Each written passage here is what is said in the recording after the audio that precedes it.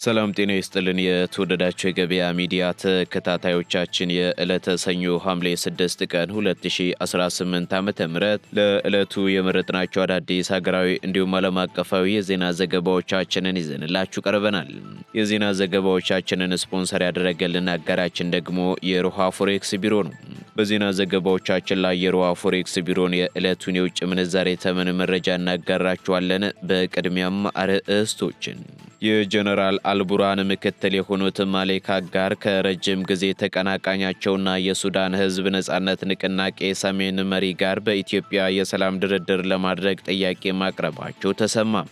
ማሌክ አጋር ባቀረቡት ጥያቄም በአዲስ አበባ ከተማ ውስጥ የሚካሄደውን ይህንን ወሳኝ ድርድር የኢትዮጵያ መንግስት እንዲያሸማግል ፍላጎት እንዳላቸው ተነግሯል። ሙሉ መረጃውን እናጋራችኋለን። በአሜሪካና በኢራን መካከል ያለው ወታደራዊ ውጥረት እያገረሸና የዛቻ ልውውጡ እየበረታ በመጣበት በዚህ ወቅት ፕሬዚዳንት ዶናልድ ትራምፕ የኢራን ኃይላትን ተጠያቂ ለማድረግ አዲስ የጥቃት እርምጃ እንዲወሰድ ቀጭን ትዕዛዝ ማስተላለፋቸው ተነገረ። በሌላ በኩል ኢራን በኩዌት በሚገኘው የአሜሪካ ወታደራዊ ካምፕ ላይ ውድመት ማድረሷን ተከትሎም የአሜሪካ ጦር በኢራንና ከሷ ጋር ግንኙነት ባላቸው የታጠቁ ቡድኖች ይዞታዎች ላይ ተከታታይ እንዲሁም የተጠናከረ የአየር ድብደባዎችን መፈጸሙ ተገልጿል። በዝርዝር ይዘነዋል። 2000 ግብረ ሰዶማውያንን የጫነች የቅንጦት መርከብ በቱርክ ወደቦች እንዳትቆም ከተከለከለች ከጥቂት ቀናት በኋላ በግብፅም ወደ ባህር ክልሏ እንዳትገባ መከልከሏ ተሰማ። እገዳውን ተከትሎም በመርከቧ ላይ ለማቀንቀን ተሳፍራ የነበረችው ታዋቂዋ የብሮድዌይ ተዋናይና ዘፋኝ መርከቧ የተከለከለችው በውስጧ ባሉ ተሳፋሪዎች ማንነት ምክንያት ብቻ ነው ስትል የተሰማትን ከፍተኛ ቁጣ በማህበራዊ ሚዲያ ገልጻለች። የምትሰሙት መረጃችን ነው። የዘንድሮው የፈረንጆቹ ዓመት እጅግ ኃይለኛ የተባለው ታይፉን ባቪ የተሰኘውና በሰዓት እስከ 144 ኪሎ ሜትር የሚደርስ ኃይለኛ ነፋስና ከባድ ዝናብ ያስከተለው ማዕበል ቻይናን ክፉኛ እየመታት መሆኑ ተገለጸ። የቻይና መንግስትም በአካባቢው የደረጃ 4 ብሔራዊ የአደጋ ጊዜ ምላሽና የጎርፍ መቆጣጠሪያ አዋጅ ማወጁ ተሰምቷል። በዝርዝር እናጋራችኋለን። የተወደዳችሁ የገበያ ሚዲያ ተከታታዮቻችን እነዚህንና ሌሎች ለዕለቱ የመረጥናቸው ዜናዎችን ይዘንላችኋል። አሁን ደግሞ በዝርዝር ወደምንመለከታቸው መረጃዎቻችን እናልፋለን። አስደሳች ዜና ለውድ ደንበኞቻችንና ለቤት ፈላጊዎች በመሃል መገናኛ ዲያስፖራ አደባባይ አጠገብ የጫካ ፕሮጀክት እይታ ያለው ዘመናዊ አፓርትመንት በ40/60 አከፋፈል ከስቱዲዮ እስከ ባለ 3 መኝታ ቤቶችን ለተወሰነ ጊዜ ብቻ በሚቆይ ልዩ ቅናሽ አቅርበንልዎታል። ስቱዲዮ በ2.7 ሚሊዮን ብር ጠቅላላ ዋጋ፣ ባለ 1 መኝታ በ4.4 ሚሊዮን ብር ጠቅላላ ዋጋ፣ ባለ 2 መኝታ በ6.7 ሚሊዮን ብር ጠቅላላ ዋጋ፣ ባለ 3 መኝታ በ8.3 ሚሊዮን ብር ጠቅላላ ዋጋ የግሎ ያድርጉ። ምን ይሄ ብቻ! የዲፕሎማት መንደር በሆነችው በሳር ቤት አደባባይ የ30% ቅናሽ የተደረገባቸውን አፓርትመንት ቤቶች ከባለ 1 እስከ ባለ 3 መኝታ ቤቶችን በመሸጥ ላይ እንገኛለን። ልብ ይበሉ፣ ይህ ልዩ ቅናሽ ለተወሰኑ ቀናቶች ብቻ የሚቆይ በመሆኑ ፈጥነው ይመዝገቡ። ለበለጠ መረጃ በ0908882208 ወይም በ0969699373 ይደውሉልን። ቴምር ሪል ስቴት። የጀነራል አልቡርሃን ምክትል የሆኑት ማሌክ አጋር ከረጅም ጊዜ ተቀናቃኛቸውና የሱዳን ሕዝብ ነጻነት ንቅናቄ ሰሜን መሪ ጋር በኢትዮጵያ የሰላም ድርድር ለማድረግ መጠየቃቸው ተሰማ። የሱዳን ሉዓላዊ ምክር ቤት ምክትል ፕሬዝዳንትና የጀነራል አብዱል ፈታህ አልቡርሃን የቅርብ ተባባሪ የሆኑት ማሌክ አጋር ከረጅም ጊዜ ተቀናቃኛቸውና የሱዳን ሕዝብ ነጻነት ንቅናቄ ሰሜን መሪ ከሆኑት አብደልአዚዝ አልሂሉ ጋር በኢትዮጵያ እርቅ ለማውረድ የሚያስችል አስቸኳይ ስብሰባ እንዲደረግ መጠየቃቸውን ሱዳን ታይምስ ዘግቧል። ዘገባው የአፍሪካ ህብረት ዲፕሎማሲያዊ ምንጮችን ጠቅሶ እንደዘገበው ከሆነ ደግሞ ማሌክ አጋር በአዲስ አበባ ከተማ ውስጥ የሚካሄደውን ይህንን ወሳኝ ድርድር የኢትዮጵያ መንግስት እንዲያሸማግል ፍላጎታቸውን አቅርበዋል ተብሏል። ይህ እርምጃ ደግሞ ሁለቱ መሪዎች እንደ አውሮፓውያኑ አቆጣጠር በ2017 ከተለያዩ በኋላ ግንኙነት ለመፍጠር የሞከሩበት የመጀመሪያው ትልቅ ጥረት መሆኑ ተጠቅሷል።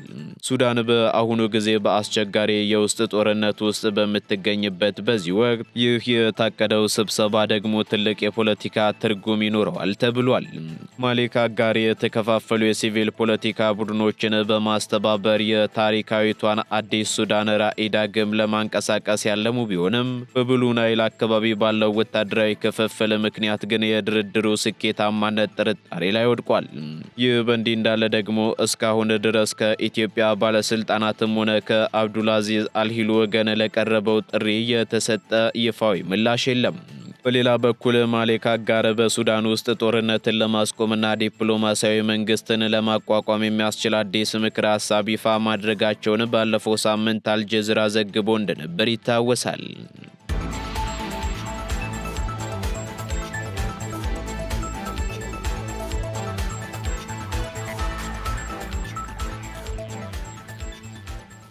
ኢራን በኩዌት የሚገኘውን የአሜሪካ ወታደራዊ እዝ ካጠቃች በኋላ አሜሪካ ተከታታይ የአየር ጥቃቶችን ሰነዘረች። በኩዌት በሚገኘው የአሜሪካ ወታደራዊ ካምፕ ላይ የደረሰውን የኢራን ጥቃት ተከትሎ የዩናይትድ ስቴትስ ጦር ኃይል በኢራንና ከሷ ጋር ግንኙነት ባላቸው የታጠቁ ቡድኖች ይዞታዎች ላይ ተከታታይና ጠንካራ የአየር ድብደባዎችን መፈጸሙን የአገሪቱ የመከላከያ ሚኒስትር አስታውቋል። የአሜሪካ መከላከያ ሚኒስትር ባወጣው መግለጫ ወታደራዊ እርምጃው በኩዌት ለሚገኙት አሜሪካውያን ወታደራዊ ደህንነት ሲባል የተወሰደ ቀጥተኛና የተመጣጠነ ምላሽ መሆኑን ገልጿል።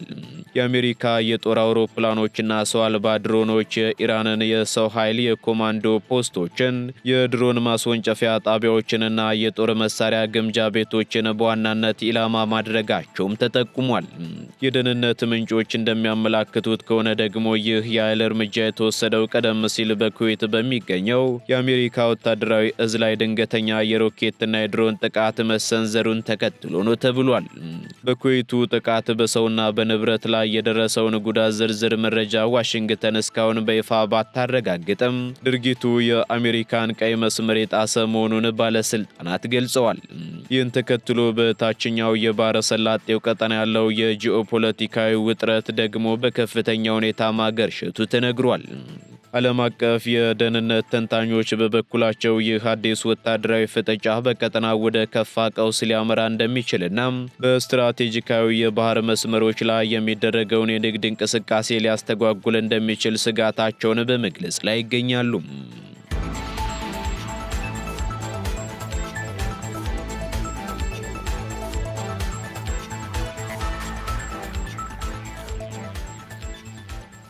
ሁለት ሺህ ግብረ ሰዶማውያንን የጫነች የቅንጦት መርከብ በቱርክ ወደቦች እንዳትቆም ከተከለከለች ከጥቂት ቀናት በኋላ በግብፅም ወደ ባህር ክልሏ እንዳትገባ መከልከሏ ተሰማም። ከሰሞኑ አትላንቲክ ኢቨንትስ በተባለ የአሜሪካ የጉዞ ድርጅት የተከራየችና 2000 ገደማ ግብረ ሰዶማውያንን የጫነች ስካርሌት ሌዲ የተባለች የሜዲተራኒያን ባህር የቅንጦት መርከብ ወደ ቱርክና ግብፅ ወደቦች እንዳትገባ መከልከሏ ተሰምቷል።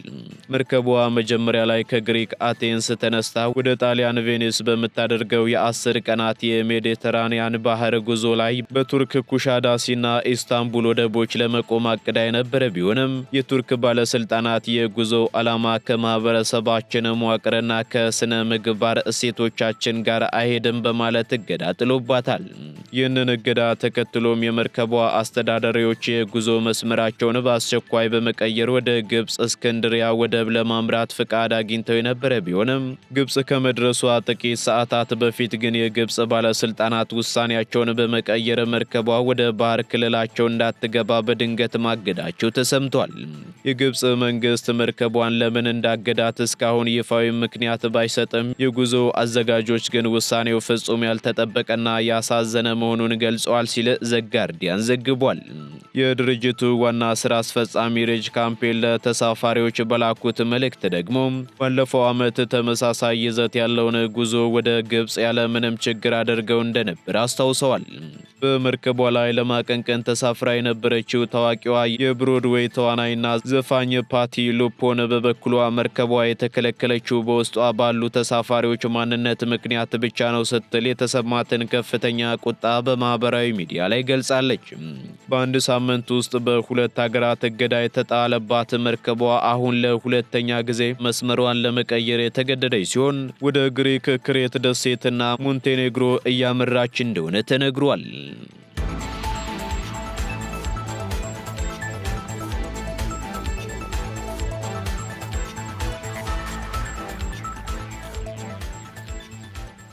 ታይፉን ባቪ ምስራቃዊ ቻይናን ክፉኛ ሲመታ ለቀናት የሚቆይ ከባድ ዝናብና የጎርፍ አደጋ ሊከሰት እንደሚችል ተነገረም።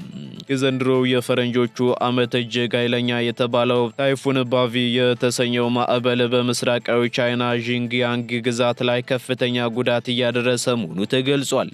ማዕበሉ በሰዓት እስከ 144 ኪሎ ሜትር የሚደርስ ኃይለኛ ነፋስና ከባድ ዝናብ አስከትሎ የባህር ዳርቻ ከተሞችን የመታ ሲሆን በአሁኑ ወቅትም ወደ መሃል ሀገር እየገባ ሲሄድ ፍጥነቱ ቢቀንስም አሁንም ለቀናት የሚቆይ ከፍተኛ የጎርፍና የመሬት መንሸራተት አደጋ ሊያስከትል እንደሚችል የአየር ሁኔታ ትንበያ ባለሙያዎች አስጠንቅቀዋል። በዚህ አደጋ ምክንያትም በዢንጂያንግ በሻንጋይና በፉጂያን ግዛቶች የሚገኙ ከ2.8 ሚሊዮን በላይ ነዋሪዎች ከቤታቸው ተፈናቅለው ወደ ጊዜያዊ መጠለያዎች እንዲዛወሩ ተደርጓል።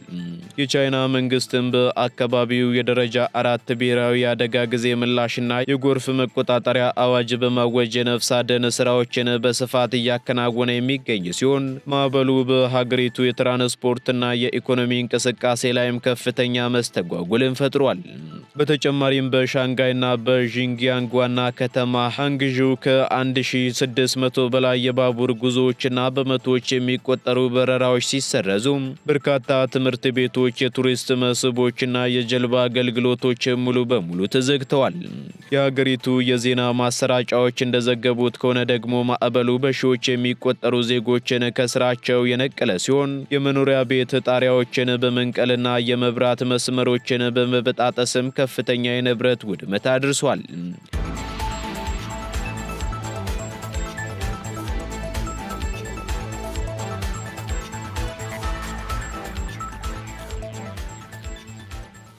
ፕሬዝዳንት ዶናልድ ትራምፕ የኢራን ኃይላትን ተጠያቂ ለማድረግ አዲስ የጥቃት እርምጃ እንዲወሰድ ትዕዛዝ አስተላለፉ።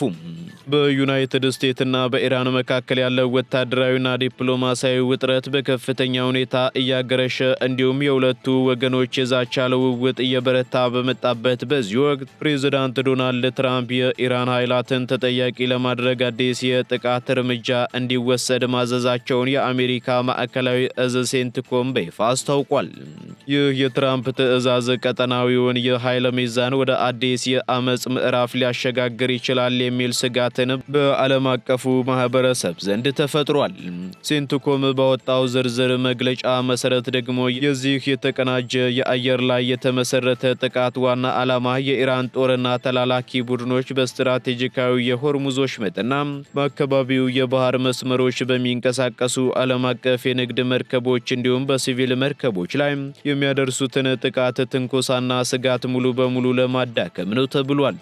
ፕሬዝዳንት ትራምፕ ከዚህ ቀደም የተደረገው የሁለትዮሽ ተኩስ አቁም ስምምነት በተደጋጋሚ በተፈጸሙ ጥቃቶች ምክንያት ማክተሙን በመግለጽ የኢራን ኃይላት ላደረሱት ያልተገባ ቀስቃሽ ድርጊት ተገቢውን ዋጋ እንዲከፍሉና ተጠያቂ እንዲሆኑ ይህ የጥቃት ትዕዛዝ መተላለፉን እዙ በዝርዝር አብራርቷል። በዚህም ይህንን የአሜሪካን ቀጥተኛ የጦርነት ውሳኔ ተከትሎ ሁለቱም ወገኖች በይፋዊ መግለጫዎቻቸው ላይ እጅግ ጠንከር ያሉ የዛቻ ቃላትን እየተለዋወጡ ይገኛሉ። የቴህራን ባለስልጣናት በበኩላቸው የአሜሪካን ጥቃት የሀገሪቱን ሉዓላዊነት የደፈረ ተግባር በማለት ኮንነውታል። ስለሆነም ኢራን በማንኛውም መልኩ ተጨማሪ ጥቃት ከተሰነዘረባት በዩናይትድ ስቴትስና በአካባቢው ባሉ አጋሮቿ ላይ ከባድና ያልተጠበቀ አጸፋዊ እርምጃ እንደሚያጋጥም ያስጠነቀቀች ሲሆን ለዓለም አቀፍ የነዳጅ ትራንስፖርት ወሳኝ መስመር የሆነው የሆርሙዝ ወሽመጥ ሙሉ በሙሉ ተዘግቶ እንደሚቆይ ገልጻለች። በአንጻሩ ዋሽንግተን ወሽመጡ ዓለም አቀፍ የንግድና የባህር ጉዞ መስመር በመሆኑ ክፍት ሆኖ እንዲቀጥል ለማድረግና የፍሰቱን ደህንነት ለማስጠበቅ ማንኛውንም አይነት የኃይል እርምጃ አጠናክራ እንደምትቀጥል አስታውቃለች። ይህ የሁለቱ ኃይላት ፍጥጫ በቀጠናው የሚገኙ የአሜሪካ የጦር ሰፈሮችና የባህር ኃይል መርከቦች ከፍተኛ ጥንቃቄና ዝግጁነት እንዲያደርጉ ያስገደደ ሲሆን የዓለም አቀፍ የነዳጅ ገበያና የትራንስፖርት ዘርፍን በትልቅ ስጋት ውስጥ እንዲወድቅ አድርጎታል።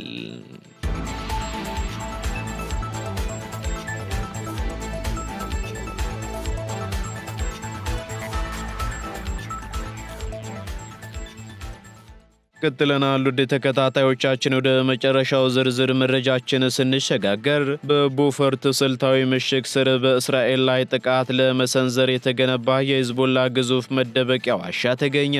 የእስራኤል መከላከያ ሰራዊት IDF በደቡብ ሊባኖስ በሚገኘው ታሪካዊውና ስልታዊ ጠቀሜታ ባለው የቦፎርት ምሽግ ኮረብታ ስር የተቆፈረ እጅግ ሰፊ የሂዝቦላ ታጣቂዎች መደበቂያ የዋሻ አውታር ማግኘቱን አስታውቋል።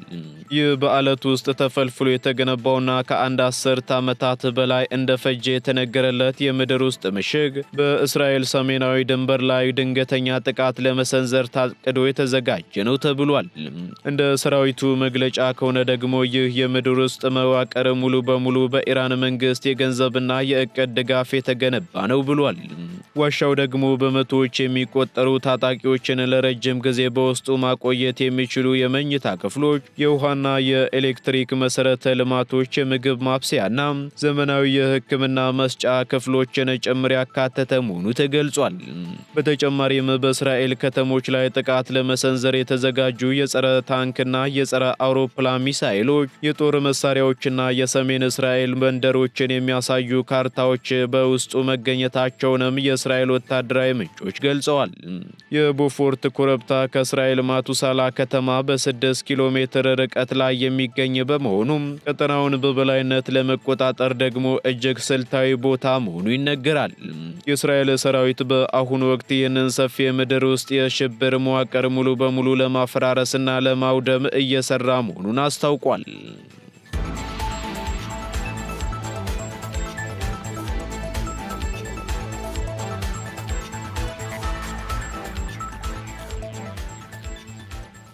ቀጥለናል። የተወደዳችሁ የገበያ ሚዲያ ተከታታዮቻችን በመጨረሻም የሮሃ ፎሬክስ ቢሮን የዕለቱን የውጭ ምንዛሬ ተመን መረጃ እናጋራችኋለን። በዚህም አንድ የአሜሪካ ዶላር 176 ብር ከ32 ሳንቲም እየተገዛ 179 ብር ከ84 ሳንቲም እየተሸጠ ይገኛል። ፓውንድ ስተርሊንግ 229 ብር ከ2 ሳንቲም እየተገዛ 233 ብር ከ60 ሳንቲም እየተሸጠ ይገኛል። ዩሮ ደግሞ 199 ብር ከ35 ሳንቲም መግዣው ሲሆን መሸጫው እንዲሁ 203 ብር ከ33 ሳንቲም ሆኗል። ስዊስ ፍራንክ 215 ብር ከ50 5 ሳንቲም እየተገዛ 219 ብር ከ86 ሳንቲም እየተሸጠ ይገኛል። የተባበሩት አረብ ኤምሬት ድራም 47 ብር ከ74 ሳንቲም እየተገዛ 48 ብር ከ69 ሳንቲም እየተሸጠ ይገኛል። የሳውዲ ሪያል 45 ብር ከ88 ሳንቲም መግዣው ሲሆን መሸጫው ደግሞ 46 ብር ከ79 ሳንቲም ሆኗል። የቻይናው ዩዋን 24 ብር ከ30 ሳንቲም እየተገዛ 24 ብር ከ78 ሳንቲም እየተሸጠ ይገኛል። የካናዳ ዶላር ደግሞ 121 ብር ከ26 ሳንቲም እየተገዛ 123 ብር ከ68 ሳንቲም እየተሸጠ መሆኑን የሮሃ ፎሬክስ ቢሮ የዕለቱ የውጭ ምንዛሬ ተመን መረጃ ያመለክታል።